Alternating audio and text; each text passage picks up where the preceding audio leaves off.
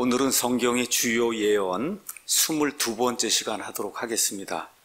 오늘은 제목을 예수님 재림의 표적들에 대한 예언과 성취 이렇게 이제 잡았습니다. 우리가 이 월보드 박사님의 성경의 주요 예언이라고 하는 이 책이 지금 37장으로 되어 있는데 그 37장에 이게 22번째 장입니다. 그래서 예수님께서 본인의 그 재림에 대해서 사복음서에서 말씀하시고 또 사도 바울을 통해서 또 나중에는 사도 요한을 통해서 계시록을 통해서 또 구약시대 여러 대언자들을 통해서 이제 말씀해 주신 이 모든 내용을 달라스 신학교에서 배우는 그 교재를 가지고 그분들이 성경을 어떻게 문자 그대로 보면서 바르게 해석하고 있는가 이걸 여러분에게 이렇게 전달하는 그런 시간을 좀 갖도록 하겠습니다. 예수님께서 이제 이 땅에 오셨어요. 근데 유대인들이 예수님을 거부하게 되고 그래서 예수님이 이제 다시 오는 그런 일이 생긴다고 마태복음이 우리에게 이야기하고 있습니다.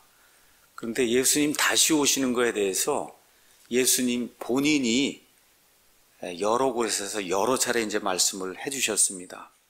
오늘 우리가 특별히 마태복음 24장 또 누가복음 21장을 집중적으로 이제 보게 되는데 이 부분은 보통 올리브산 설교다 그렇게 이야기합니다. 근데 설교라 그러니까 뭐 프리칭 이런 게 막 이렇게 구원받아라 뭐 이런 프리칭이 아니라 영어로는 디스코스 이렇게 이제 돼 있어요. 그런 말 그대로 연설이라는 거예요. 내가 이렇게 오게 될 때 이런 일들이 있을 거다. 옛날에는 아마 감화란 말을 썼던 것 같아요.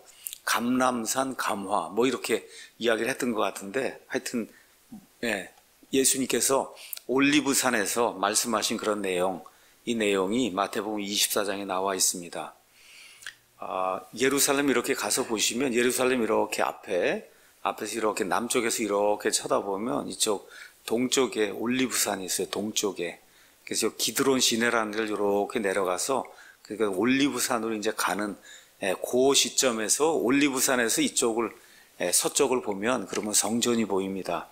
그래서 성전을 이렇게 가리키면서 제자들이 묻는 그와 같은 그 질문에 우리 예수님이 대답하시는 그런 내용이 올리브산 설교 이렇게 이제 제목이 붙어 있습니다. 그래서 이 올리브산 설교는 마태복음, 마가복음, 누가복음, 소위 공관복음이라고 하는 이 사복음서의 그 세 복음서 안에 다 들어 있습니다. 그래서 가장 길게는 마태복음 24장, 25장, 그 다음에 조금 짧게는 마가복음 13장 1절에서 27절, 그 다음에 같은 내용인데 조금 다른 부분을 설명하는 게 누가복음 21장 5절에서 36절 이렇게 돼 있어요. 그래서 그 세 슬기랑 다 합쳐서 우리가 올리브산 설교다 이제 그렇게 이야기합니다. 언제 일어났냐?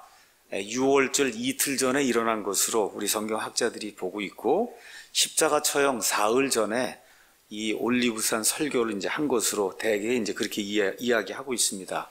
마가복음 13장에 가서 보시면 베드로, 그 다음에 야고보, 요한, 안드레가 예수님께 나와서 이 올리브산에서 저쪽 서쪽에 있는 성전 건물을 가리키면서 예수님에게 묻습니다. 그 묻는 그 내용에 대해서 예수님이 길게 이렇게 지금 말씀하시는 그런 내용이 올리브산 설교의 내용이다. 그렇게 이제 이해하시면 되겠습니다. 자, 우리가 이제 성경을 어떻게 하면 잘 이해할 수 있느냐. 이게 뭐 많은 사람들의 관심이에요. 그래서 이제 마태복음부터 읽습니다.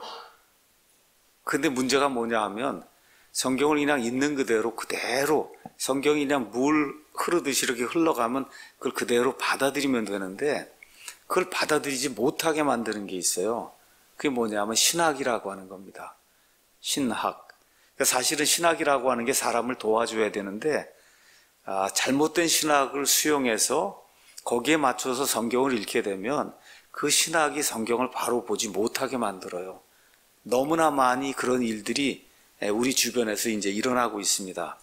그래서 마태복음 같은 경우도 그냥 이 유대인들을 향해서 성도 마태가 예수님이 왜 오셨는가, 그래서 유대인들의 메시아로 구약 성경에 예언이 되어 있는 메시아 왕국, 하늘의 왕국, 지금식으로 천년 왕국을 유대인들에게 주기 위해서 왔다는 그 내용이 골자인데 이 하늘의 왕국을 천국으로 바꿔놓고 이렇게 이제 하다 보니까 이건 뭐 읽어도 무슨 얘기 하는지 이게 잘 이해가 안 되는 거예요. 말 그대로 문자 그대로 저 유대인들의 땅에, 예루살렘 땅에 왕으로 오셔서 왕국을 세운다고 하는 그 얘기를 지금 하고 있는데 자꾸 회개하고 천국에 가는 걸로 이걸 이해를 하니까 그렇게 안 되는 거예요. 그 다음에 또 가서 보면 예수님이 마태복음 16장 21절, 그 다음에 17장 22절, 23절, 20장 18절, 19절 이런 데 이제 가서 보시면 이제 3년 반 정도 공생애를 이제 예수님이 사셨는데 한 3년쯤 지나가다 보니까 유대인들이 도무지 이거 왕국을 받아들일 준비가 안 돼 있는 거, 그걸 보시고 예수님께서 마태복음 16장에 이제 내가 내 교회를 세우겠다. 그렇죠? 교회를 세운다고 한 말씀을 하시고는 그러고 그냥 곧바로 내가 곧 유대인 지도자들에게 붙잡혀서 죽임을 당하고 그 다음에 묻혔다가 그 다음에 다시 일어난다. 그걸 계속 얘기하시는 거예요. 우리 예수님께서. 자, 이렇게 말씀하시고는 예수님이 어떤 비유까지 말씀하시냐. 21장에 가서 보시면 33절에서 46절에 사악한 포도원 농부들 비유가 나와 있어요. 어떤 포도원 주인이 있었는데 이걸 다 잘 꾸며놓고 좋은 포도를 심고 그리고 그걸 세주고 먼 나라로 갔다가 포도를 수확할 때가 되니까 종을 보냈다는 거예요. 또 종을 보내고 그러는데 어떻게 해요? 거기 있는 농부들이 이 종을 욕하기도 하고 모욕을 주기도 하고 이렇게 해서 내쫓기도 하고 이렇게 하니까 결국 맨 마지막에 자기의 사랑하는 아들을 보낸다. 그래서 아들을 보내면 이 사람들이 아들은 공경하지 않겠느냐. 그래서 아들을 딱 보냈더니 아들을 보고 저 사람은 상속자니까 우리가 저 사람만 죽이면 이 포도원이 다 우리게 되지 않겠느냐 이렇게 하고 그 아들을 죽였다고 하는 그와 같은 비유를 말씀하시잖아요. 그렇죠? 그래서 그 비유는 뭐 저와 여러분이 그냥 이거 전체적인 걸 가서 보면 여기 나오는 그 아들이 예수님 본인이고 이 주인이 아버지 하나님이고 그렇죠? 이게 잡아 죽이고 이렇게 해서 이 포도원을 어떻게든 차지하려고 하는 이 종교 지도자들이고 이런 내용이 이제 그 안에 기록이 돼 있잖아요. 자, 그래서 마태복음을 문자 그대로 읽으면은 한 3년쯤 넘어가면서부터 시작해서 유대인들이 도저히 이제는 왕국을 받아들이지 않겠구나 하는 그런 생각이 드시면서 교회 이야기를 하시고 이제 내가 죽는다는 그런 이야기를 하시고 자, 이런 가운데 제자들은 여기 19장 가서 보면 어떤 이야기가 이제 나오냐. 19장 28절부터 이제 가서 보시면은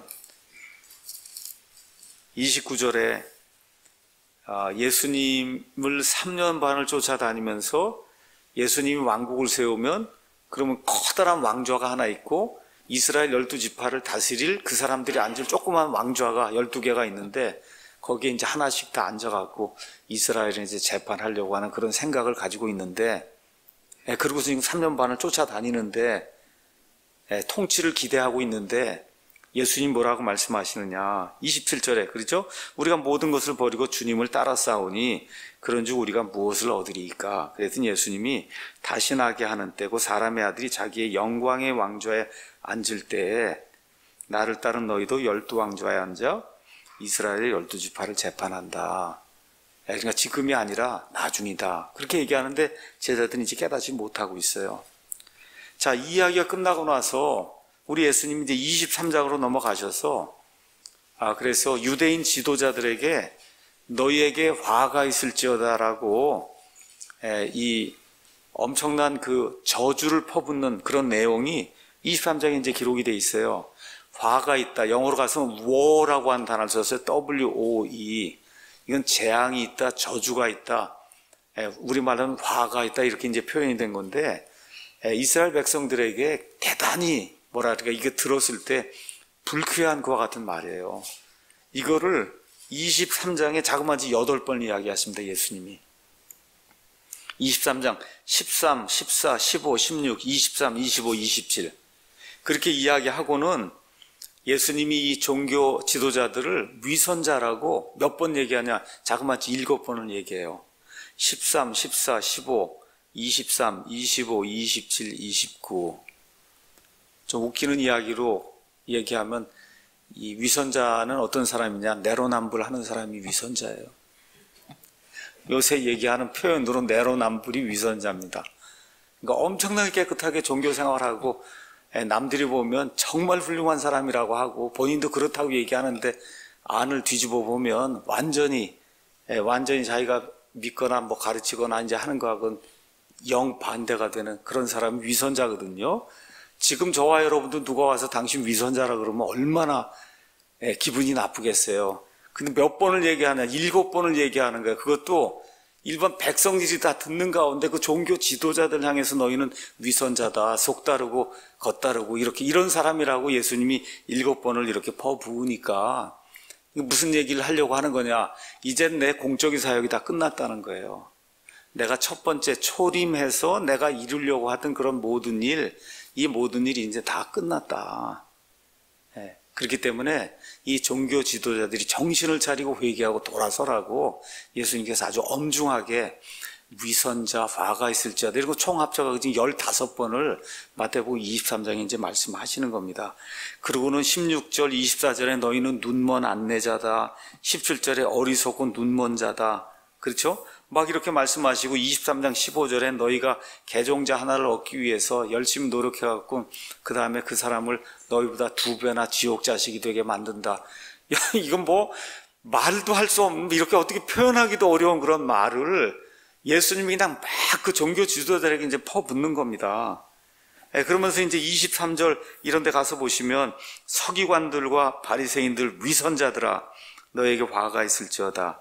너희가 박하와 회양과 근처의 11조는 바치되 율법에 더 중대한 문제인 판단의 공의, 재판할 때 공의 베푸는 거, 긍휼 베푸는 거, 그 다음에 믿음 이런 거 다 무시한다. 24절에 너희 눈먼 안내자들아 너희가 모기에는 조그만 거 이런데 윙윙대고 그런데 긴장하고 낙타는 꿀꺽 삼킨다. 그러고 정말 우리 사람이 표현하기 어려울 정도의 그 말을 예수님이 막 이렇게 퍼붓는 그런 내용이 이제 그 안에 이제 기록이 돼 있어요. 이렇게 하다가 갑자기 33절로 가서는 뱀들아, 독사들의 세대하고 이제 어찌 너희가 지옥의 정죄를 피하겠느냐. 이 사람들은 자신만만하게 우리는 천국에 간다고 확신하고 있는데 뱀이라 그러고 독사의 자식들이라 그러고 그리고 너희가 어떻게 지옥의 정죄를 피할 수 있겠느냐. 너희는 지옥 자식이라 그러고 막 이렇게 이야기하는 거예요. 그리고 이제 결국 끝에 가서 37절에서 39절에 이제 내가 모든 거 다 초림 사역에 종결되는 그와 같은 진술을 하겠다. 그 진술의 내용이 뭐예요? 이제 예루살렘이 황폐하게 되고 그래서 결국은 너희가 주의 이름으로 오시는 이여 하고 나를 다시 맞아들일 때까지는 다시는 나를 보지 못한다 해서 초림에서 이제 재림으로 왕국이 오는 것이 늦추어지는 그런 이야기를 예수님이 이제 하시는 거예요.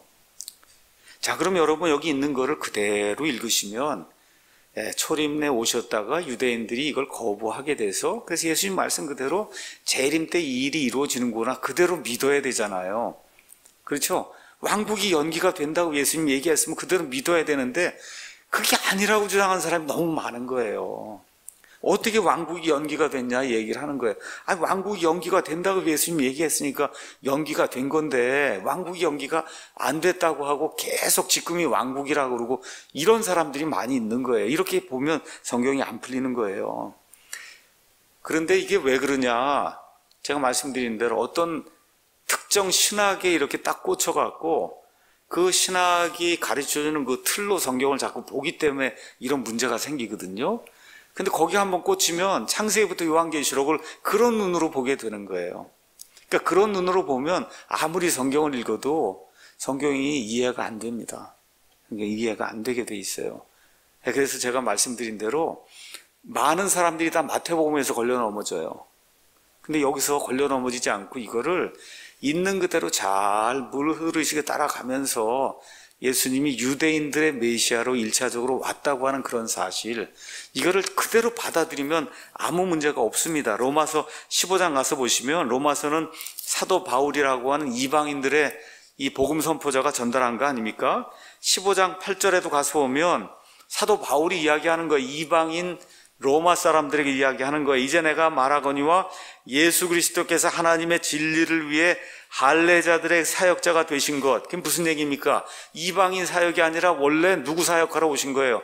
유대인들 사역하러 오신 것은 조상들에게 하신 약속들, 아브라함과 이삭과 야곱과 유대인 조상들에게 하신 그 약속들을 확증하려 하시며, 그게 1차 목적이고, 예수님 오신 또 이방인들이 하나님의 긍휼로 인하여 하나님께 영광을 돌리게 하려 하심이니, 그러니까 첫째 목적이 유대인들 사역이고, 그 다음에 십자가 사건 이거 지나가면서 이제 드디어 모든 게 열리면서 이방인들에게까지 이게 확장이 되는데, 확장이 되는 이유가 뭐예요? 왕국이 연기가 됐기 때문에 이 일이 생긴다고 지금 바울이 이방인 그리스도인들에게 지금 이야기를 하고 있지 않습니까? 그렇죠? 이렇게 이야기하는데도 믿지 않는 분들이 너무 많은 거예요. 자, 그래서 이걸 있는 그대로 이해를 해야, 특별히 마지막 때에 가장 중요한 게 예언 아닙니까? 그렇죠? 예언의 말씀을 그렇게 이해하기 원하는 사람이 많은데, 성경을 제대로 이게 눈을 이렇게 잘 뜨고 있는 그대로 잘 이해를 해야 성경이 하나도 막히지 않고, 이렇게 이게 실이 이렇게 얽혀 있잖아요. 그걸 어떻게 이렇게 잘 풀면 실이 솔솔솔 이렇게 풀려나오면서 쫙 길게 나오잖아요. 그거를 하길 원하는 거예요. 너무나 많은 분들이. 이게 잡아당기니까 그냥 거기가 꽉 막혀 있거든요, 실이. 이걸 잘 풀어야 되는데, 풀려고 하면 있는 그대로 성경을 믿으시면 되는 거예요. 있는 그대로. 예. 자, 그래서 예수님 말씀하신 대로, 본인이 말씀하신 대로 이제 재림 때나 너희가 나를 다시 본다. 여기 나와 있는 너희는 누굽니까? 누구로요? 이스라엘 백성이잖아요. 그러니까 이스라엘 백성이 재림 때 다시 본다고 하는 걸 자꾸 나로 생각하면 안 됩니다. 나로. 여기 유대인들을 향해서 지금 얘기하는 거거든요. 100% 유대인들. 자, 이렇게 이제 되면서 예수님께 이 제자들이 예루살렘에서 지금 성전 있는 데서 떠나갖고 기드론 시내를 이렇게 거쳐갖고, 그래서 오른쪽에 있는, 동쪽에 있는 올리브산으로 간 거예요. 가는 도중에 이제 24장 1절에 예수님께서 성전을 떠나서 가실 때 그분의 제자들이 성전의 건물들을 보여드리려고 그분께 나왔다. 이제 그렇게 이야기하는 겁니다. 그럼 예수님이 이야기하죠. 그런데 갑자기 뭐라고 얘기하냐? 너희가 이 모든 것을 보지 아니하느냐? 진실로 내가 너희에게 이르노니 여기서 돌 하나도 다른 돌 위에 남지 아니하고 다 무너진다. 그렇게 이야기하는 거예요. 자, 그럼 예수님이 지금까지 처음에 왕국을 주신다고 쭉 얘기하시다가 한 3년쯤 지나니까 이제 교회를 세운다고 하시다가 하고 나서는 다 죽는다고 또 몇 차례 이야기하시고, 드디어 이제 23장에 가서는 종교 지도자들에게 막 화를 쏟아 부으시고, 그렇죠? 그 다음에 이제 예루살렘이 다 황폐하게 되고 너희가 이제 주님의 이름으로 오시느냐 하고 나를 받아들일 때까지는 나를 보지 못한다고 다 얘기를 했는데, 이제 좀 성전을 좀 보여주면서 제자들 생각에는 예수님, 저 성전이 저렇게 서 있는데 어떻게 그런 일이 생길 수 있겠느냐. 이걸 지금 예수님께 말씀을 드리려고 하는데 예수님이 거기다가 돌 위에 돌 하나도 남지 않고 성전이 다 파괴가 된다. 그렇게 얘기하니 제자들의 그 마음의 상태가 얼마나 참담했겠는가. 여러분 한번 이해를 한번 해보시라고요. 제자들은 아직도 왕국의 그 불씨를 가지고 12이 지파를 다스리고 하는 여기에 지금 이 꿈을 가지고 있는 거예요. 그러니까 예수님이 아무리 그렇게 얘기하셔도 예수님 저렇게 멋있는 성전, 저 성전을 짓는데 얼마 걸렸냐? 46년이 걸렸어요. 요한복음 2장 20절에 46년이 걸렸는데 아직 완성이 안 됐어요. 그래서 역사의 기록을 가서 보시면 아직도 한 30년이 더 있어야 돼. 그 건물, 구석 건물도 다 지으려고 하면. 그래서 AD 63년에 완공이 됐어요. 이 성전이. 그리고 AD 70년에 완전히 붕괴가 된 거예요. 그래서 엄청나게 큰 저런 그 건물이 있는데, 이 건물이 갑자기 돌 위에 돌 하나도 남지 않고 다 무너져 버린다고 얘기하니까 말 그대로 제자들에게는 아무 소망이 안 남는 거죠. 그렇죠? 흰 대리석으로 백향목으로 지었고 황금으로 이제 지붕을 만들었고 9개 문을 다 금으로 이렇게 입히고, 말 그대로 멀리서 보면 그냥 황금의 집입니다. 황금의 집. 해가 뜨면 금이 번쩍번쩍하니까 맨눈으로는 볼 수 없을 정도로 이렇게 멋있는 그런 집이에요. 이걸 지은 사람이 누구냐? 헤롯입니다. 헤롯. 헤롯이 아주 유명한 건축가예요. 그래서 이런 성전도 짓고, 저쪽 지중해 쪽에 가면 가이사랴라고 하는 데가 있어요. 거기 가이사랴에 이 총독이 와 있고 한데 거기에 또 엄청나게 큰 이와 같은 그 총독의 건물도 짓고 이렇게 해갖고 물도 끌어오고 하여튼 뭐 엄청나게 큰 건축 공사를 했던 그런 사람이에요. 자, 근데 여기 돌 위에 돌 하나도 안 남는다고 했을 때 돌이 이만한 돌이 아닙니다. 성전을 지으려고 할 때 이게 벽 같은 거 이렇게 지을 때 어떻게 했냐? 그 안에서 소리가 나고 그러면 안 된다 그래갖고 채석장에서 돌을 이렇게 만드는데 이거 디자이너가 이렇게 돌을 이렇게 해갖고 이렇게 규격을 주잖아요. 그럼 거기서 다 돌을 깎아갖고 다 깎아서 시멘트나 무슨 몰타로 이런 거 올려놓는, 그냥 돌만 싹 올려놓는 거예요. 무슨 얘기인지 아시죠? 그러니까 그냥 직각으로 딱딱 잘라갖고 그래서 그 크기에 딱 맞게 해갖고 돌 하나의 무게가 20톤, 30톤 되는 거를 그거를 하여튼 뭐 통나무 같은 데 올려갖고 이렇게 굴려가지고 거기 와갖고 하여튼 얼마나 무겁겠어. 그걸 하여튼 뭐 지렛대 같은 걸 써갖고 사람 써갖고 그 위로 올리고 하는 그런 작업을 했는데 그렇게 엄청난 큰 돌 있는 그 돌이 돌 위에 하나도 남지 않고 다 무너진다고 얘기를 하니까 제자들이 이거 믿을 수가 있겠어요? 그렇죠? 믿을 수가 없잖아요. 예. 자, 그 다음에 이제 성전이 주변에 있는 이런 것보다 높이가 한 45m 이렇게 높아서 어디서나 이제 잘 보였단 말이에요. 자, 이렇게 예수님이 얘기하니까 마가복음 13장 3절에 4명의 제자들이 와서 구체적으로 3가지 이제 질문을 합니다. 3가지 질문이 24장 3절에 있어요.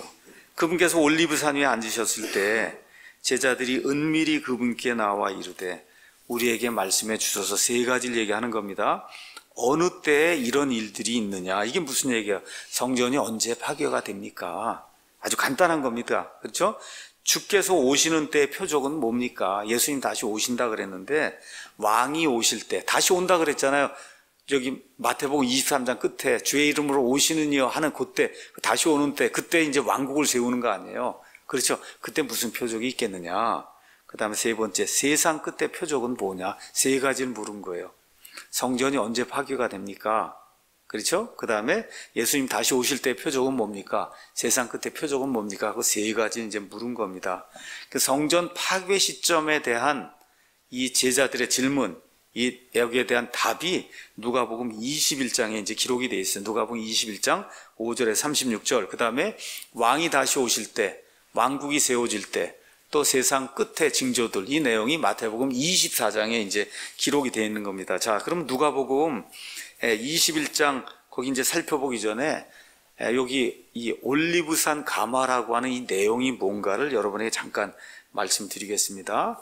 자, 유대인 특히 종교 지도자들이 예수님을 거부해요. 왕국이 이제 연기가 됩니다. 그러고서 곧바로 24장이 나오는 거예요. 24장, 25장 설명을 다 하고 그리고 십자가로 가시는 거예요. 내용이 그렇게 돼 있어요. 자, 24장은 많은 사람들이 오해하는 그런 부분입니다. 특별히 마태복음 24장 29절 이런 데 가서 보시면 그날들의 환난 뒤에 즉시 해가 어두워지며 그래서 여기 모든 24장에 나와 있는 환난, 이 엄청난 고통들 이게 다 끝난 다음에 예수님이 이제 오신다 이런 내용이거든요. 그런데 많은 분들이 여기 나와 있는 너희 이거를 다 나에게 적용을 하다 보니까 교회에 있는 사람들이 다 환난을 통과하고 이 엄청난 무서운 환난을 다 통과한 다음에 그때 이제 예수님이 오신다. 이렇게 되면 환난 통과가 되는 거예요. 환난 통과. 이렇게 되는 거고 여기뿐만 아니라 데살로니가전서 4장과 그렇죠? 성경 전체적인 이런 윤곽을 이렇게 가서 보니 교회라고 하는 게 지금 이거 교회입니까? 지금 이스라엘 백성입니까? 여기 있는 게 이스라엘 백성이잖아요. 근데 초림과 재림 사이엔 뭐가 들어있어요? 교회가 들어있잖아요. 그렇죠? 이 교회에 대한 그런 내용을 같이 합쳐서 봐야 되는데 여기 있는 걸 그냥 교회라고 해버리니까 교회가 그냥 환난을 다 통과하고 그 다음에 예수님이 오신다. 이제 이렇게 이제 되는 거예요. 그래서 다음 주에는 여기 타픽이 휴거에 대한 거예요. 휴거. 예수님께서 말씀하신 또 사도 바울이 이야기한 휴거에 대한 예언과 성취. 이 내용이 이제 다음 주 타픽입니다. 그래서 오늘은 그게 아니라 휴거는 이미 7년 전쯤에 이루어진 겁니다. 여기 이 예수님 이 환난 해가고 맨 끝에 예수님 이 땅에 내려오기 7년 전쯤에 휴거가 이미 이루어진 상태예요. 이루어진 상태에서 지금 이스라엘 백성이 겪고 있는 7년 환난기. 그 7년 반란기 중에 특별히 후반부 3년 반에 대한 이야기가 이 안에 이제 기록이 돼 있다는 거. 요거를 이제 잘 이해를 해야 되는 거거든요. 자, 그래서 일단 결론의 말씀을 드리면 마태복음 24장 여기 나와 있는 말씀은 교회에 대한 내용이 아니고 교회는 휴거가 돼서 올라간 이후에 이 땅에 남아있는 특별히 이스라엘 백성에 대한 그런 이야기다. 그래서 여러분이 여기 24장 6절 너희가 전쟁들과 너희 그렇죠? 그 다음에 9절에 그때 그들이 너희를 넘겨주어 고통받게 하고 너희를 죽이리니 너희가 내 이름으로 인해 모든 민족들에게 미움을 받는다. 모든 민족들이 있고 너희가 있잖아요. 그렇잖아요. 모든 민족들, 이방인들이 있고 너희가 따로 있는 거예요. 너희가. 그래서 14절에도 왕국의 이 복음이 모든 민족들에게 그 전달한 사람은 누구예요? 너희. 유대인들이 전달하는 거거든요. 그러니까 이 안에 너희라고 하는 그룹이 있고 모든 민족들이라고 하는 이방인들이 있다는 거, 이런 걸 성경을 보고 잘 구분을 해야 그래야 이 문제를 이제 해결할 수 있는데 그냥 너희를 나로 생각을 하고 이게 읽으니까 그러니까 이제 문제가 생기는 거예요. 그거를 우리 한국 사람의 믿는 그리스도인이라고 그러면 우리 한국에 있는 그리스도인들이 모든 민족들에게 가서 핍박을 받는다 이렇게 되는 거예요. 무슨 얘기인지 아시죠? 전라도 분들은 저 미국 사람에게 핍박받고 경상도 분들은 일본 사람에게 핍박받고 경기도에 있는 사람들은 저기 중국 사람들에게 이렇게 되는 거예요. 이렇게 해석이. 그게 해석이 말이 안 되는 거잖아요. 그렇죠? 그러니까 거기 나와 있는 너희라고 하는 이 유대인들이 있고 그 다음에 모든 민족들이라고 하는 이방인들이 있고 이런 내용들을 잘 구분을 해야 그래야 이 성경이 아까 제가 실타래 이거 얽혀있는 게 이게 술술술 이렇게 풀려나가는데 그걸 다 나라고 생각하고 문제를 풀려고 하니 안 풀리는 겁니다. 자, 어쨌든 23장 맨 끝에 가서 예수님 뭐라고 말씀하세요? 주의 이름으로 오시는 이하고 너희가 나를 받아들이는 것, 이스라엘이 나를 받아들이는 것, 바로 그때 내용이 24장 내용이다. 아시겠죠? 너희가 주의 이름으로 오시는 이하고 나를 받아들이는 때에 그때까지 나를 보지 못한다고 했잖아요. 바로 그때 내용이 24장 내용이다. 여러분 그렇게 이해를 하시고 성경을 이제 읽으시면 되는 겁니다. 자, 그래서 우리가 이제 이 예수님 초림 끝나고 나서 십자가 사건이 생기고 그 다음에 오순절 생기면서 이방인들 중심이 된 교회가 이제 생기고 교회가 이제 다 휴거가 되면 그러면 어떻게 돼? 이제 7년 환란기가 시작이 되면서 이스라엘에 대한 그런 프로그램이 또 진행이 되는 거거든요. 그래서 그 7년 끝난 다음에 천년왕국에 들어가는 사람, 들어가지 못한 사람이 나눠지는 거고, 그래서 천년이 끝난 다음에 그 어떻게 이제 새하늘과 새 땅이 이루어지는 그런 구조로 이제 성경이 돼 있다는 거. 그만 이제 기억을 하시고 누가복음 21장을 가서 한번 저하고 같이 그냥 있는 그대로 한번 이렇게 보도록 하겠습니다. 제가 뭐 특별한 설명하지 않고. 자, 누가복음 21장에 가서 보시면은 이런 말씀이 나옵니다. 21장 20절. 너희가 예루살렘이 군대들에게 에워싸이는 것을 보거든 그것의 황폐함이 가까이 이른 줄 알라. 자, 성전이 언제 멸망합니까? 성전이 어디에 들어있어요? 예루살렘 안에 들어있으니까 예루살렘이 포위당하고 예루살렘이 황폐해지면 성전이 멸망하는 거잖아요. 그러니까 그 얘기를 지금 예수님이 하시는 거예요. 그때 유대에 있는 자들은 산들로 도망하고 그것의 한가운데 있는 자들은 밖으로 떠나가며 이렇게 이제 다 이야기가 나옵니다.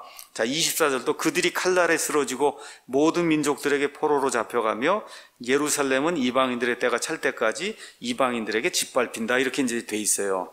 자, 20절하고 21, 22절까지만 여러분이 한번 가서 보시면은 AD 70년에 이게 이루어졌다 얘기해도 문제가 있을까요? 없을까요?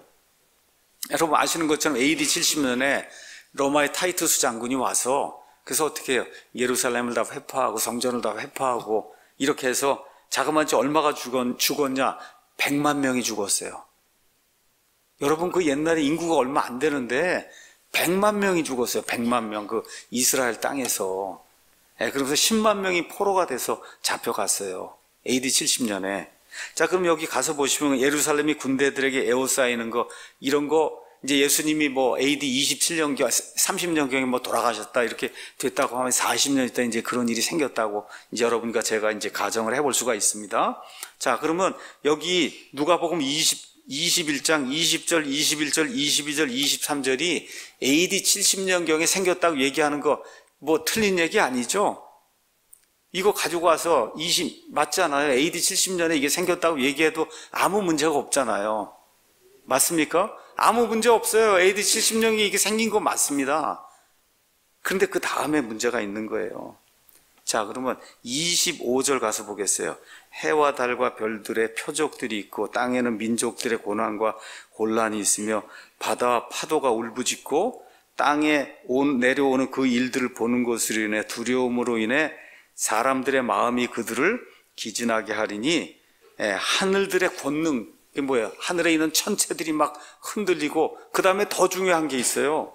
그때 사람의 아들이 권능과 큰 영광을 가지고 구름 가운데서 오는 것을 그들이 본다고 기록이 돼 있죠. AD 70년에 이루어졌습니까? 안 이루어졌습니까? 그런 거예요. 안 이루어졌는데 이게 이루어졌다고 얘기하는 분들이 너무 많은 거예요. 그러니까 잘 보셔야 돼요. 성경의 예언은 한 번, 가까운 미래에 한 번 이루어지고 또 어떻게 먼 미래에 한 번 이루어지고 어떤 경우는 또 더 먼 미래 3번까지 이루어지는 이런 사례가 구약시대에 보면 굉장히 많이 있거든요. 구약의 예언이.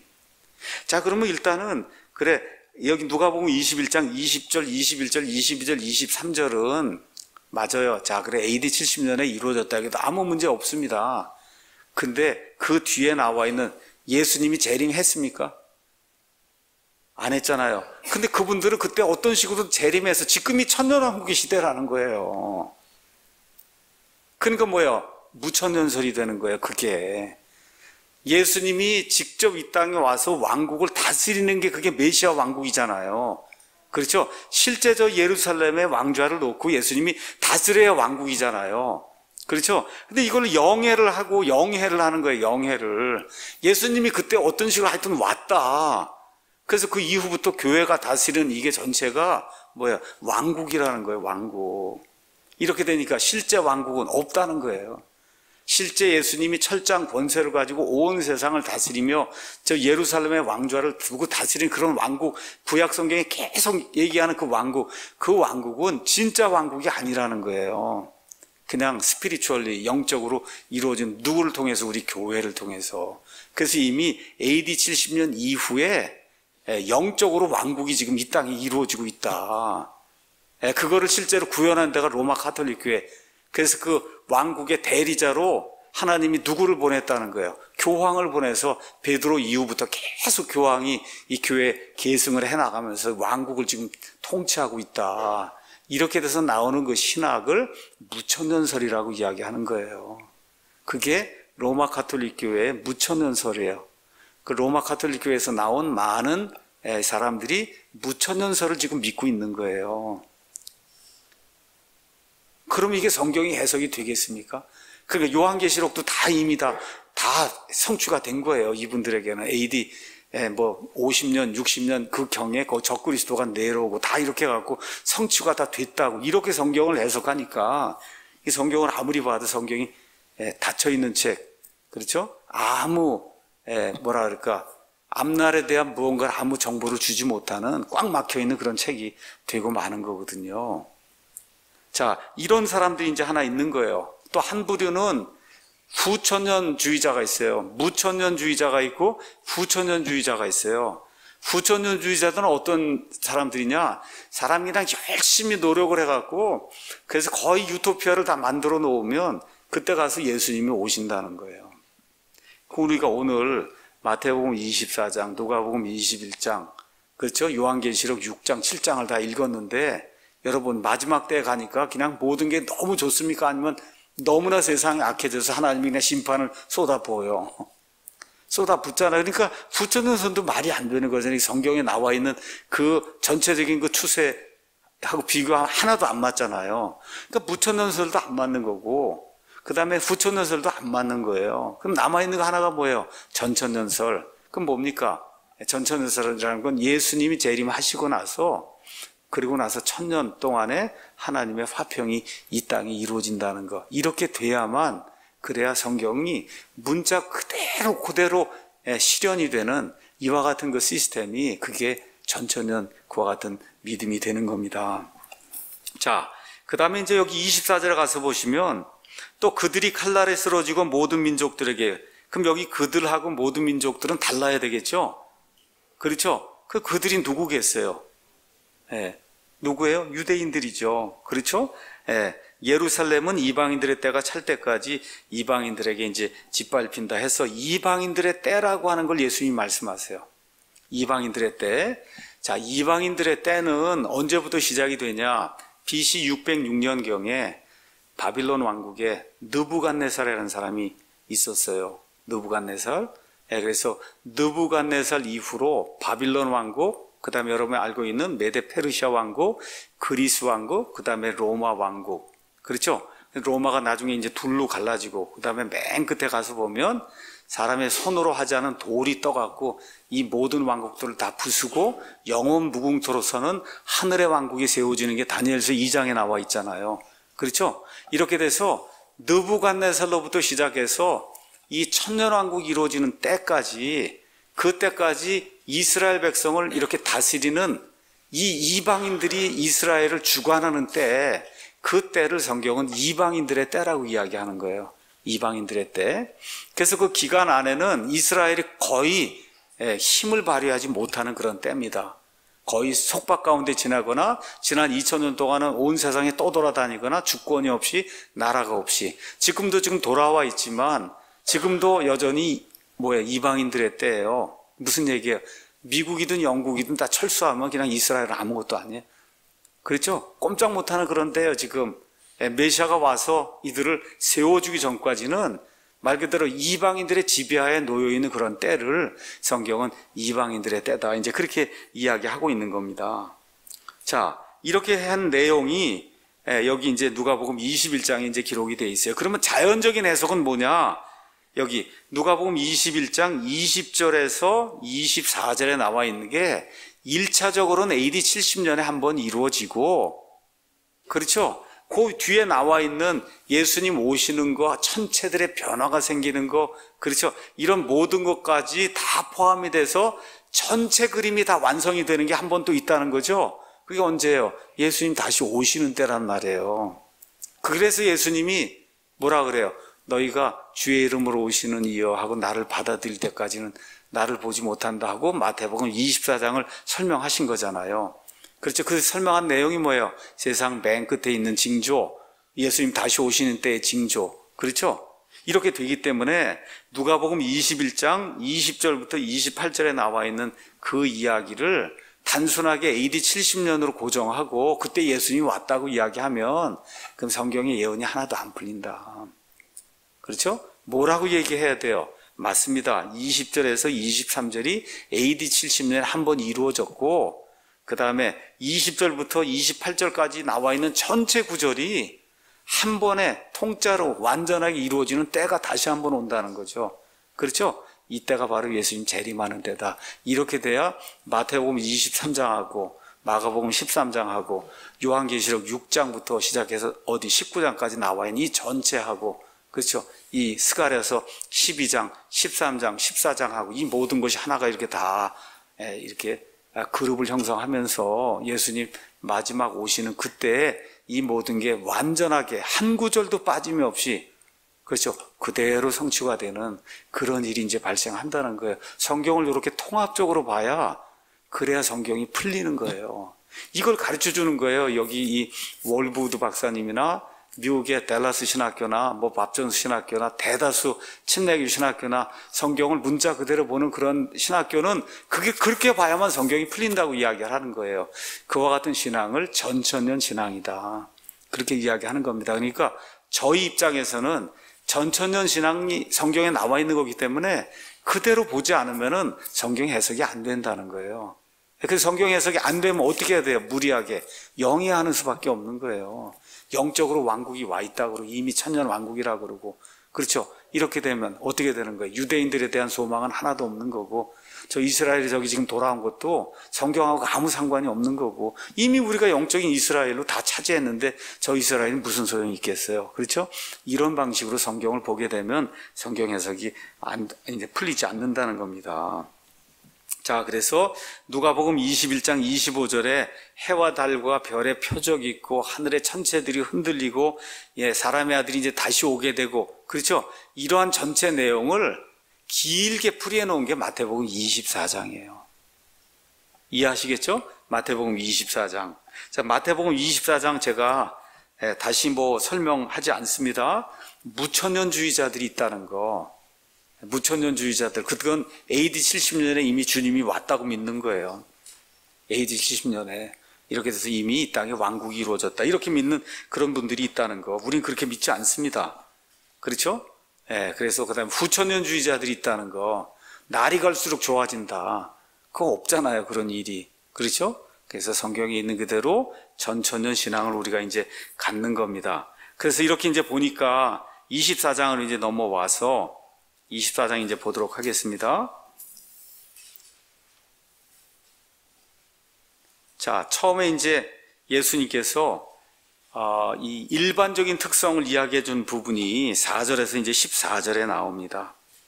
그러니까 예수님 여기 가서 보면 이 3절에 어느 때 이런 일들이 있겠느냐, 성전 파괴, 그 다음에 주님의 오시는 때의 표적, 세상 끝의 표적 하니까 예수님이 주님이 오시는 때의 표적하고 세상 끝의 표적을 설명을 해주는 거예요, 안에. 자, 어떤 일들이 있느냐.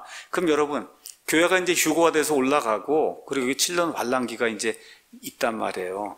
자, 그런데 여기 적그리스도도 나오고 하는 게, 교회가 그냥 휴거가 딱 되자마자 그냥 그 순간에 많은 거짓 그리스도인이 한 번에 딱 나타날 그런 일은 생기지 않겠죠.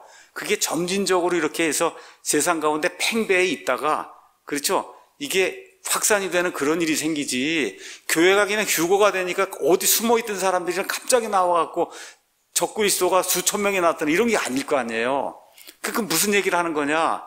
여기 나와 있는 일 자체는 문자 그대로는 언제 이루어지냐 하면 7년 환란기에 이루어지는 거예요. 그런데 이 앞부분에 거짓 그리스도도 있고 거짓 대언자도 있고 사람들 속이기도 하고 전쟁도 있고 지진도 있고 여러 가지가 있잖아요. 그런 징조는 이 예수님 재림 일어나기 전 교회 시대 끝부분에도 어느 정도 일정 부분 적용이 된다. 우리가 그렇게 봐야 맞는 거 아니겠어요? 이게 갑자기 하루에 생기는 건 아닐 테니까. 그렇죠? 그래서 원래 그대로 가서 읽으시면 아무도 너희를 속이지 못하도록 주의하라. 여기 나오는 너희는 말할 것도 없이 유대인입니다. 그래서 전적으로 유대인들에게 적용이 되는 게 맞는데 그게 적용이 그대로 되기 전에 이미 지금 우리가 배도의 시대에 살고 있잖아요. 많은 적그리스도가 있습니다. 거짓 그리스도가 있고 거짓 대언자가 있고 말도 할 수 없을 정도로 이단 교리가 지금 횡행하거든요. 그런 일들이 재림 전에 이미 교회 시대 끝부분에 세상 전체에다 팽배하게 이렇게 들어서게 된다는 그걸 이해하시면서 저와 여러분이 읽으시면 되는 거예요. 많은 사람이 내 이름으로 와서 내가 그리스도라 하면 많은 사람을 속인다. 한국에도 많잖아요. 내가 그리스도다. 어떤 분이 자기가 보혜사라 그러고 그런 분 있잖아요. 보혜사라 그러고 너희가 전쟁들과 전쟁들의 소문을 들을 터이나 주의하여 불안해하지 말라. 이 모든 일들이 반드시 일어나야 돼. 아직 끝은 아니니라. 전쟁에 대해서도 여러 사람이 이야기하지만 20세기에도 이제 여러 전쟁이 많이 있었고 1차 세계대전, 2차 세계대전이 있었고 앞으로 예수님 오시기 전에 아마겟돈 전쟁, 그렇죠? 재림하기 전에 아마겟돈 전쟁도 있고 또 에스겔서 38, 39에 나와 있는 곡과 마곡의 전쟁도 있고 그렇죠? 여러 가지 그런 그 전쟁들이 이제 있게 돼요. 민족이 민족을, 왕국이 왕국을 대적하여 일어나고 곳곳에 기근과 역병과 지진이 있는데 이 모든 게 고통의 시작이다. 고통이라고 할 때는 미국 사람들은 그거를 벌스팽 그렇게 얘기해요. 그러니까 여자가 아이를 낳기 전에 진통이 시작이 되잖아요. 그렇죠? 진통이 시작이 돼서 하루고 이렇게 지난 다음에 아기를 낳잖아요. 맞죠? 그러니까 지금 이런 일들이 잦아지면 그게 여자가 아이를 낳기 전에 그 겪는 진통이 이제 시작이, 우리 여긴 고통의 시작이라고 얘기하는데 그게 진통의 시작이에요. 그럼 무슨 얘기예요? 이제 아기를 낳을 때가 됐다는 얘기잖아요. 그렇잖아요. 진통이 시작이 되면 하여튼 낫지 않습니까? 하루고 이틀이고 사흘이 있으면 낫잖아요. 그렇죠? 그러니까 이런 일들이 팽배하게 진행이 되면 이제 드디어 뭐가 되는 거예요? 예수님 오실 때가 이제 된 거다. 이 땅에 내려오실 때가 된 거다. 그렇게 여러분이, 저와 여러분이 이제 이해를 하면 되는 겁니다.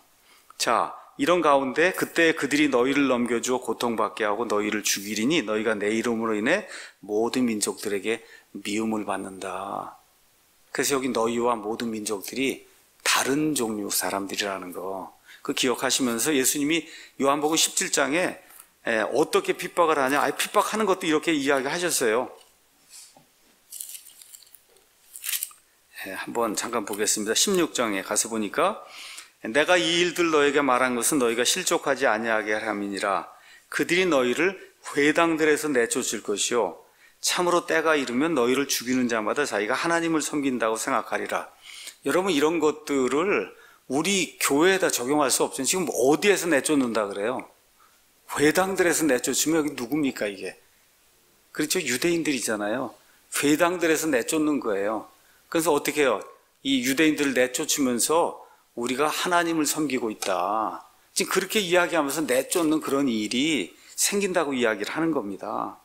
그렇죠? 그 다음에 많은 거짓 대언자가 일어나 많은 사람을 속이며 불법이 성행함으로 많은 사람의 사랑이 식어진다. 그래서 여기 재림의 때가 오기 전에 지금 이 세상에 거짓 대언자들이 굉장히 많습니다. 그 거짓 대언자들이 가르치는 거를 거짓 교리 아니면 이단 교리라고 이야기하거든요. 지금부터 한 100년 전에는 미국 같은 경우, 그건 뭐 기독교의 본산이 미국이니까 가서 보시면 제일 많은 게 이제 침례교, 그 다음에 많은 게 이제 감리교, 그 다음에 루터교, 그 다음에 가장 작은 수가 이제 장로교, 이제 이렇게 이제 돼 있어요. 근데 지금부터 한 100년 전쯤에는 침례를 주냐 아니면 세례를 주느냐 이거 외에는 믿는 바가 거의 똑같았습니다. 믿는 바가 지금 우리가 믿는 거하고 똑같이 믿었어요. 똑같이. 자, 이러는 가운데 1930년 이렇게 돼 가면서 이 자유주의가 막 신학교 안으로 들어오기 시작을 했어요. 신학교 안으로. 그래서 프린스턴 신학교가 다 망가지기 시작하고, 그러니까 메이첸이라든지 이런 유명한 사람들이 도저히 우리가 여기 있을 수 없다 이렇게 나가서 웨스트민스터 신학교도 만들고 막 이렇게 되는 그런 시대가 열리기 시작한 거예요. 이렇게 되면서 거짓 대언자들이 나타나서 성경에 아주 기본이 되는 그런 교리들을 공격하기 시작했습니다. 제일 첫 번째 교리가 뭐냐? 성경 무호소를 공격하기 시작해. 성경에 에러가, 오류가 엄청나게 많다. 두 번째, 예수님의 신성. 예수님은 하나님이 아니다. 이게 이제 공격을 하기 시작하고, 또 예수님의 죽음도 거의 영적인 몸이 죽은 거지 진짜 몸이 죽은 게 아니다. 그래서 예수님 일어난 것도 몸이 부활한 게 아니라 영체가 부활한 거다. 그렇죠? 이런 것들 주장을 하기 시작을 한 거예요. 또 예수님 처녀 탄생을 부인하고, 또 예수님이 실제 몸을 입고 이 땅에 오신다는 재림을 부인하고, 이렇게 해서 기독교의 근간이 되는 그와 같은 교리를 막 부인하는 자들이 한 1930년 이후로 나타나기 시작한 거예요. 이렇게 하다 보니까 사람들이 이제 분리하기 시작한 거예요. 그렇게 하는 사람들 두고 다 뛰쳐나온 거예요. 우린 그렇게 못한다. 그래서 한 그룹이 누구냐? 밥 존스라고 하는 그런 분이 감리교에 있다가 감리교가 그렇게 그런 방향으로 나가니까 그래서 초교파해서 만든 대학이 밥 존스 대학이에요. 그 유명한 근본주의 학교가 밥 존스 대학이에요. 그래서 그런 사람들이 가르친 그 당시에 나온 그 유명한 책이 펀더멘탈스라고 하는 미국에 아주 큰 돈을 번 그런 부자가 이 기독교 교리를 제대로 이렇게 가르치지 않으면 기독교가 완전히 망하겠구나 생각을 하고 이렇게 두꺼운 그런 책을 수십만 권을 인쇄를 해서 미국에 있는 모든 목사님들, 교역자들에게 다 우편으로 보내준 거예요. 그 책의 이름이 펀더멘탈스라고 하는 그런 책이에요. 그 책. 그 안에서 이 사람들이 이렇게 변호하려고 했던 게 성경의 무호성. 그렇죠. 성경이 무호하다는 거. 이게 무너지면 기독교 무너진다. 예수님의 신성, 예수님의 죽음, 예수님의 부활은 이 몸이 죽고 몸이 부활한 거다. 그렇죠. 예수님의 처녀 탄생 부인하는 거.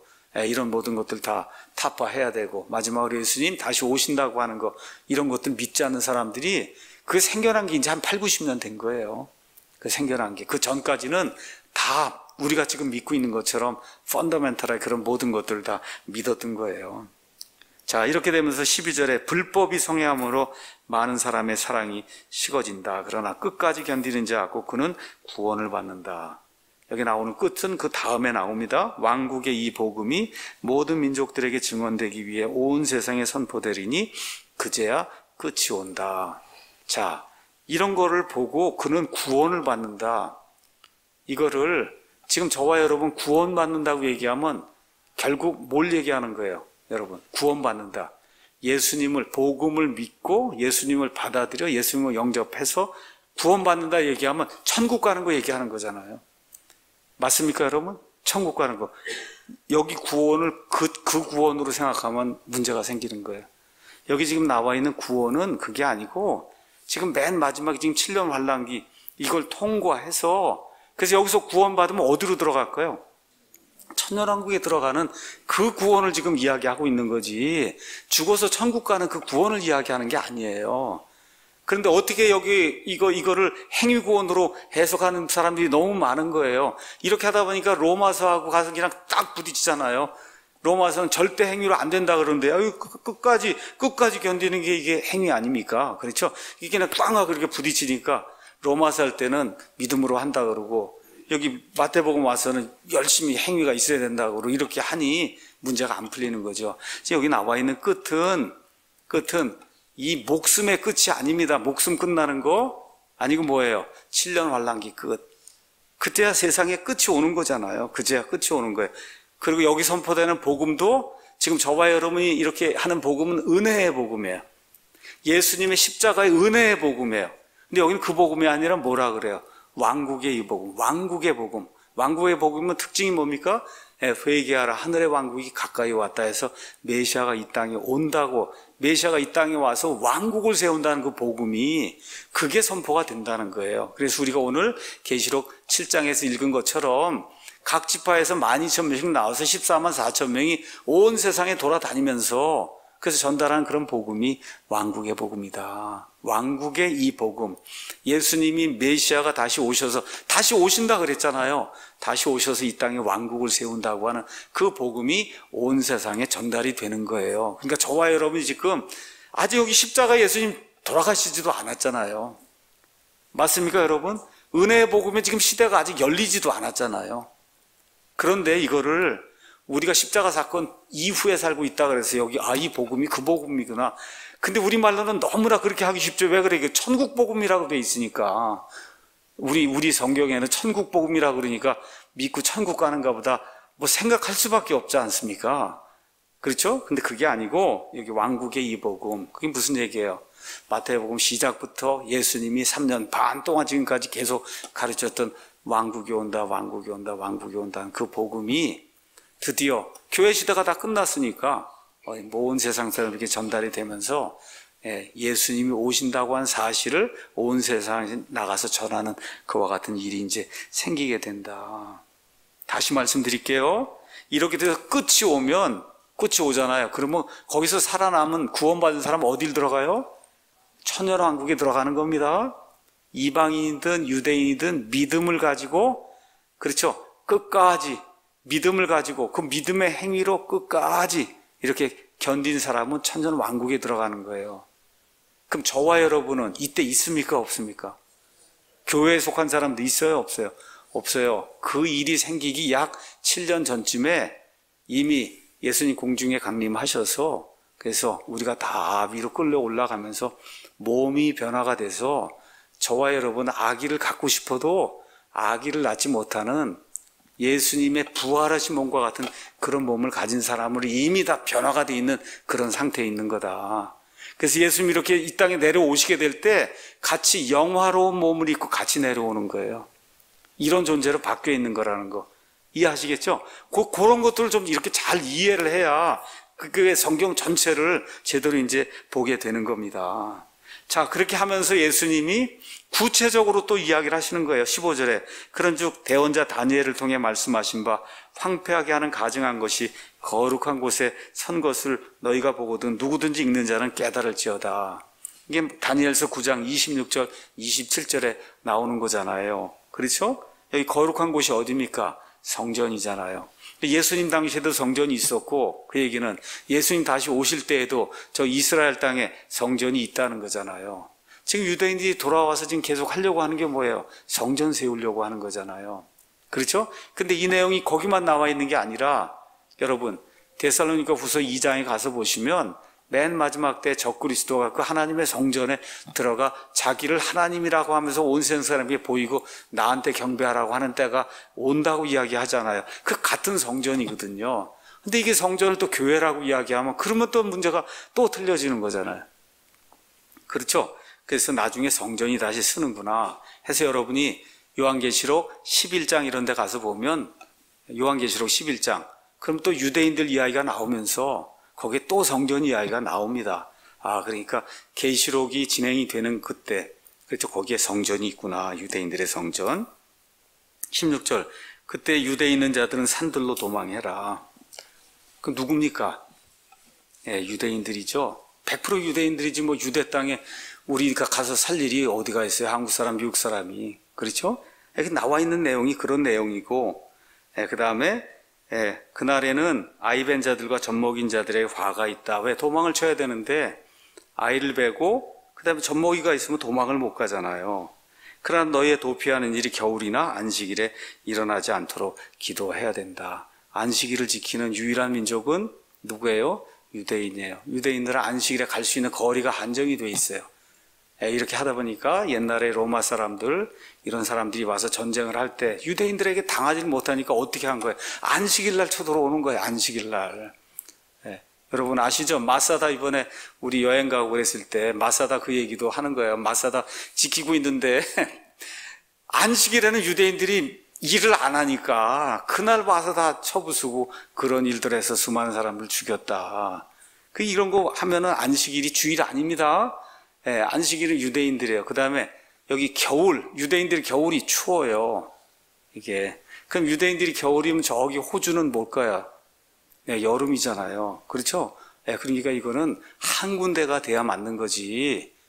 그렇죠? 이게 우리 모두에게 적용이 되는 게 아니다. 어디에만 맞는 거냐? 저 유대 땅에 있는 저 땅에 있는 그 사람들에게만 적용이 되는 그런 일이에요. 이거 함께 21절에 예수님이 큰 환란이 있으리니 세상이 시작된 이래로 이때까지 그런 환란이 없다. 그래서 유대인들이 민족을 형성한 게 지금 4,000년 정도 됐습니다. 그 이후로 한 번도 없는 큰 환란이 유대인들에게 있다.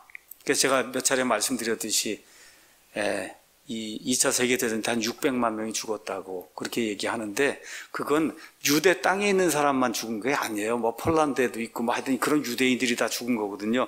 근데 여기 나와 있는 큰 환란은 그 땅에 있는 사람이 죽는 환란이에요. 근데 그게 창세 이후로 없었던 거다. 스가랴서 아마 13장에 기록이 되어 있는 그 말씀을 가서 보면 그 땅에 있는 3분의 2가 죽임을 당하고 3분의 1이 용광로에서 금이나 은을 이렇게 정제하려면 그걸 다 녹여야 되잖아요. 그처럼 아픈 그런 아픔을 겪으면서 이 사람들이 정죄가 되고 그러고선 결국은 두 손 들고 하나님을 맞아들인다 하는 그런 내용이 그 안에 기록이 되어 있어요. 그래서 다니엘서 12장에도 똑같은 이 말씀이 이 12장 1절에 이제 기록이 되어 있고 그래서 이 내용이 요한계시록 12장에 또 이제 기록이 되어 있습니다. 유대인들이 용의 이 진노를 피해서 그래서 이제 광야로 도망가서 1260일 동안 하나님의 보호를 받는 그런 내용이 그 안에 기록이 되어 있잖아요. 그게 이때를 이제 이야기하는 겁니다. 자, 그래서 이런 이야기를 이제 다 하고 그러고 나서 결국은 수많은 사람들이 죽는 무슨 일이 발생해요? 아마게돈 전쟁이 이제 발생을 하게 되잖아요. 그렇죠? 그래서 이게 다 끝난 다음에 드디어 우리 요한계시록으로 넘어가면 19장으로 가는 거예요. 하늘에서 하얀 말을 타고 예수님이 이 땅에 이제 내려오시는 그런 일이 이제 이렇게 생기게 되는 겁니다. 그래서 29절에 그 날들의 환란 뒤에 어떤 일이 생기냐? 천체에 이제 변화가 생기죠. 그렇죠? 천체에 변화가 생겨요. 그리고 사람의 아들이 표적에 나타나고 이렇게 되면서 이 사람의 아들이 큰 나팔을 소리와 함께 천사들을 보내서 그래서 선택받은 모든 사람들을 불러내는 그런 이야기가 이제 그 안에 기록이 되어 있는 겁니다. 자, 이렇게 되면서 어떤 일이 생기느냐? 우리가 여기 나와 있지 않지만 자, 우리 신약시대에 예수님 안에서 죽은 사람들은 언제 부활합니까? 언제 부활한? 예수님 공중에서 강림하실 때 그리스도 안에서 죽은 자들이 먼저 일어나고 살아서 남아있는 우리가 그들과 함께 구름 속으로 끌려 올라가면서 몸이 변화되잖아요. 이 사건이 일어나서 예수 그리스도 안에서 신약시대에 죽었거나 살아남아있는 교회를 형성하는 사람 그때 다 부활하는 거예요. 그러면 누구누구가 남는 예수님 재림할 때까지 요 환란기 때 죽어있는 의인들 있죠. 그렇죠? 환란기 때 믿음을 지키다가 죽어있는 의인들이 있고, 구약시대 아담부터 시작해서 요 신약시대 이루어지기 전까지 구약시대에 살았던 아브라함이니 이런 모든 사람들, 의인들이 있잖아요. 요 사람들이 요 때 같이 이제 부활하게 되고, 그 다음에 그러면 나머지 그리스도 밖에 있는 사람들은 천년왕국이 끝날 때, 그렇죠? 끝날 때 흰 왕좌 심판이 일어나면서 그리스도 밖에서 있던 모든 사람들 그때 이제 부활해서, 그래서 어떻게 둘째 사망으로 들어가는 그런 일이 이제 생긴다고 성경이 요한계시록 20장에 우리가 이제 이야기하는 거예요. 결론의 말씀 드리도록 하겠습니다. 여기 나와 있는 말씀대로 그대로 믿으면 그러면 왕국이 연기가 돼서, 그래서 어떻게 돼요? 주의 이름으로 오시는 이여 하고 유대인들이 예수님을 맞아들이려고 할 때 그때 예수님이 다시 오신다는 거예요. 그러면 그 땅에 이스라엘이 돌아와야 예수님이 오시는 거죠. 근데 AD 70년 넘어가면서 이스라엘이 다 흩어졌잖아요. 그렇죠. 그래서 언제 들어왔어요? 1948년에 돌아왔고 1967년에 가서 6.1 전쟁을 통해서 드디어 성전을 지을 수 있는 땅을 지금 확보를 했고, 그래서 지금 저기 있는 저 이스라엘이 아브라함의 시적 이스라엘이다. 그럼 뭘 이해할 수 있는 거예요? 예수님이 다시 오신다고 하신 그 날이 상당히 가까이 왔구나. 맞습니까, 여러분? 예, 그건 사실이잖아, 그게. 예, 우리가 그걸 하라고 예수님이 이렇게 이정표를 준 거거든요. 이정표. 이런 세상의 일들이 이렇게 진행이 되면, 특히 저 이스라엘이 돌아오고 성전을 지으려고 하는 이 때가 이렇게 오면 내가 다시 온다고 하는 그 때가 가까이 왔다. 그걸 날짜를 세면 안 됩니다, 여러분. 날짜는 우리가 여기 나와 있잖아요. 뭐라고 돼 있어요? 그러나 그날과 그 시각은 결코 아무도 알지 못한다. 모르니까 그건 모르지만 진행이 되는 세상 일의 징조를 우리가 알 수 있도록 하나님 만들어 주신 거잖아요. 그래서 이스라엘이라고 하는 저 시계를 이렇게 보면서 예수님이 다시 오신다고 하는 그날이 상당히 가까이 왔구나. 요즘 세상이 얼마나 복잡해요. 또 어떨 때 이렇게 보면 먹고 살고 뭐 이렇게 사는 건 너무 좋아져서 환경이, 이러다 보니까 까딱 잘못하면 여기가 천국인 줄 알고 여기서 영원히 살아야 되겠다 그런 생각이 들 수도 있거든요. 그게 오늘인가 어저께인가 우리 교회에 어떤 분이 기적 뭐 미러클 해갖고 이렇게 올린 거 있죠, 기사. 그거 한번 보신 사람 있어요? 50년 70년 전에 우리나라 그 사진 다 찍어놓은 거 보세요. 거기 가서. 그게 50년, 70년 전인데 지금 여기 50년, 70년 지난 다음에 그거와 비교하면 천국 아닙니까, 지금이. 그렇잖아요. 그렇게 세상이 변하다 보니까 앞으로 그냥 계속 그 고공행진해갖고 여기서 천국이 이루어질 줄을 생각하면 안 된다. 왜 그래? 이스라엘이 돌아온 거예요. 예수님이 이제 오신다고 하는 때가 상당히 가까이 온 거다. 그 기억을 하시고, 이제 늘 부탁하듯이 우리 아이들과 함께 내 아내와 내 남편과 함께 우리 가족들 가까운, 저는 사실 뭐 멀리 민족 뭐 이런 것은 생각 못 하면서는 그냥 우리 여기 우리 옆에 있는 이분들하고 같이 믿음 생활 하다가 그리고 깨끗하게 올라가야 되겠다. 이 생각을 생각한다고 올라가는 건 아닙니다, 여러분. 다만 깨끗하게 살아야 되겠다. 그렇죠. 그렇게 하고 경건하게 거룩하게 살려고 노력하는 우리 모두가 좀 돼야 되지 않겠는가. 그 말씀을 여러분에게 그냥 결론으로 드리고 싶어요. 날짜 세고 이러는 거 안 되는 거고, 아시겠죠? 다만 세상의 끝이 가까이 왔다는 이와 같은 것이 우리 눈앞에 이제 보이고 있으니 더더욱 우리가 더 깨끗하게 예수님 앞에 서기 위해서 노력하고, 그렇죠? 어떻게 깨끗하게 해서 구원받는 거 아니에요? 이미 구원받았기 때문에 깨끗하게 서려고 노력해야 되는 겁니다. 맞죠, 여러분? 예, 그래서 하나님 앞에 정말 거룩한 그런 모습으로 최대한 그렇게 서려고 노력하는 저와 우리 사랑 침례교회 모든 성도들이 되기를 간절히 원합니다.